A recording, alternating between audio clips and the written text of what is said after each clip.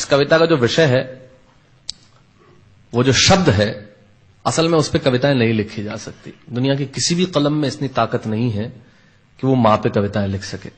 मैं तो बहुत छोटा कलमकार हूं, मैं मां पे क्या कविताएं लिखूंगा। मैंने एक कविता सिर्फ ये लिखी है कि जब मां हमारे पास होती है तब शायद उसके होने का एहसास नहीं होता। जब मां नहीं होती तब जिंदगी क्या होती है, बस मैं ये कहना चाहता हूं। तब आप सुने उस कविता को। एक बहुत छोटी सी कहानी उस कविता के शुरू में कहता हूं। एक जंगल में एक संगीतकार मृदंग बजाता था। मृदंग ढोलक की तरह एक वाद्य को कहते हैं।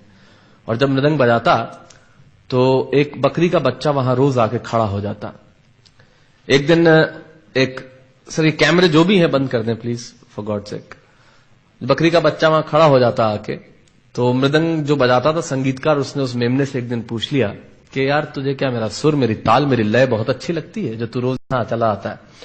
वो बोला मैं नहीं जानता कि आप क्या बजाते हैं, न मुझे सुर की समझ, न ताल की समझ, न लय की समझ।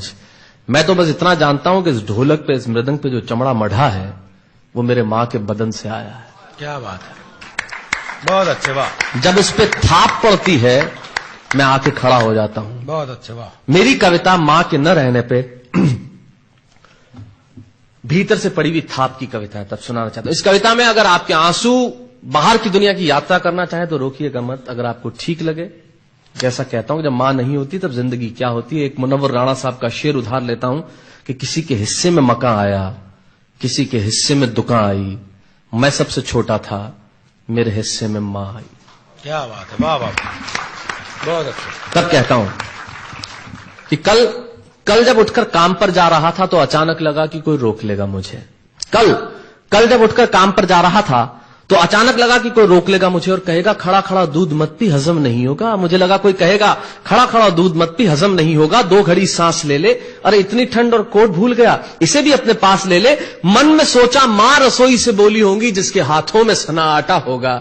अगली पंक्ति के खालीपन से जुड़े और जुड़े तो मुझे बताएं। मन में सोचा मां रसोई से बोली होंगी जिसके हाथों में सना आटा होगा, और पलट के देखा तो क्या मालूम था कि वहां सिर्फ सन्नाटा होगा।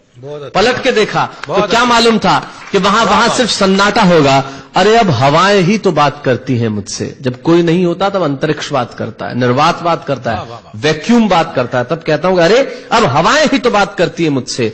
लगता है जब जाऊंगा किसी खास काम से तो कोई कहेगा दही शक्कर खा ले बेटा, अच्छा शगुन होता है। कोई कहेगा गुड़ खा ले बेटा, अच्छा शगुन होता है। पर मन इसी बात के लिए तो रोता है कि सब कुछ है मां, सब कुछ, जिस आजादी के लिए तुझसे मैं सारी उम्र लड़ता रहा। आपने अपने बचपन में देखा होगा, माए हमें टोकती है, यहां मत जा, वहां मत जा, ये मत कर, वो मत कर। तब हम आजाद होना चाहते हैं। और आजादी की कीमत कितनी बड़ी देनी पड़ती है। अगर कम शब्दों में मैंने ठीक बात कह दी हो तो इसका एहसास मुझे जरूर कराइएगा कि सब कुछ है मां, सब कुछ, जिस आजादी के लिए तुझसे मैं सारी उम्र लड़ता रहा वो सारी आजादी मेरे पास है। फिर भी न जाने क्यों दिल की हर धड़कन उदास है। कहता था ना तुझसे मैं वही करूंगा जो मेरे जी में आएगा, और आज मैं वही सब कुछ करता हूं जो मेरे जी में आता है। बात यह नहीं है कि मैं जो चाहूं कर लूं, मुझे कोई रोकने वाला नहीं है। बात है तो इतनी सी कि सुबह देर से उठूं ना तो कोई टोकने वाला नहीं है। बहुत अच्छे, वाह वाह, बहुत अच्छे, वाह वाह वाह वाह। बात है तो इतनी सी कि सुबह देर से उठूं ना तो कोई टोकने वाला नहीं है। रात को देर से लौटूं तो कौन नाराज होगा भला, कौन कहेगा बार बार कि अब कहां चला। आप ही के जिंदगी के कुछ दृश्य चुराता हूं और आप ही को सौंपता हूं। रात को देर से लौटूं तो कौन नाराज होगा भला, कौन कहेगा बार बार कि अब कहां चला। दोस्तों के साथ घूमने पर उल्हाने कौन देगा, मेरे वो तमाम झूठे बहाने कौन देगा। सच कहा साहब, गम की चोटें जख्मों पे फौलाद से ज्यादा क्या होगी, और मां की दौलत दुनिया में औलाद से ज्यादा क्या होगी। तब कहना चाहता हूं कि रात को देर से लौटूं तो कौन नाराज होगा भला, कौन कहेगा बार बार कि अब कहां चला। दोस्तों के साथ घूमने पर उल्हाने कौन देगा, मेरे वो तमाम झूठे बहाने कौन देगा। कौन कहेगा कि इस उम्र में क्यों परेशान करता है। हाय राम, ये लड़का क्यों नहीं सुधरता है। पैसे कहां खर्च हो जाते हैं तेरे, क्यों नहीं बताता है। सारा दिन मुझे सताता है, रात को देर से आता है, खाना गर्म करने को जागती रहूं, खिलाने को तेरे पीछे भागती रहूं, बहाती रहूं आंसू तेरे लिए। कभी कुछ सोचा है मेरे लिए। खैर मेरा तो क्या होना है और क्या हुआ है, इस बुढ़िया का तो क्या होना है और क्या हुआ है। तू खुश रह लेना यही दुआ है, और आज तमाम खुशियां ही खुशियां। जीवन में जो सर्वश्रेष्ठ एक पंक्ति जो ईश्वर ने मुझे सौंपी वो मैं आपको सौंपता हूं। कहीं कोई कविता नहीं है, एक बहुत सामान्य सी बात जो बहुत सामान्य ढंग से मैं कह रहा हूं। लेकिन गेट सेट गो जो मैंने किताब लिखी, शायद हिंदुस्तान की पिछले 3 सालों में सबसे ज्यादा बिकने वाली किताब वो रही, 14 भाषाओं में उसका अनुवाद हुआ। वाह वाह में मैं रोज टीवी पे बोलता हूं, मेरे लाखों लफ्ज कुर्बान करता हूं सिर्फ उस एक पंक्ति पे जो ईश्वर ने मुझे सौंपी, और कहीं कोई कविता नहीं है, आप ही का भाव आपकी उठा को सौंपता हूं और देता हूं, और जिस विश्वास के साथ मैंने लिखा उस विश्वास के साथ आपको देता हूं कि मेरा तो क्या होना है और क्या हुआ है, इस बुढ़िया का तो क्या होना है और क्या हुआ है, तू खुश रह लेना यही दुआ है। और आज तमाम खुशियां ही खुशियां, गम ये नहीं है कि कोई ये सब खुशियां बांटने वाला होता, पर कोई तो होता जो गलतियों पे डांटने वाला होता। बहुत अच्छे, वाह वाह वाह वाह, बहुत अच्छे, वाह।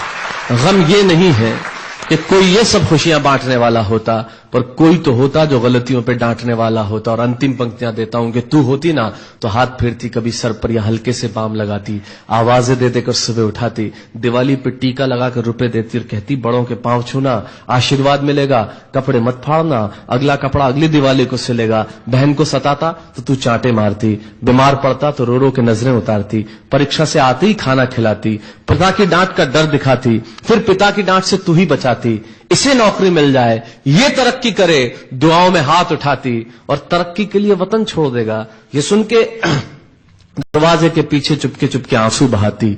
सब कुछ है मां, सब कुछ, आज तरक्की की हर रेखा तेरे बेटों को छू के जाती है, पर मां हमें तेरी बहुत याद आती है। बहुत अच्छा।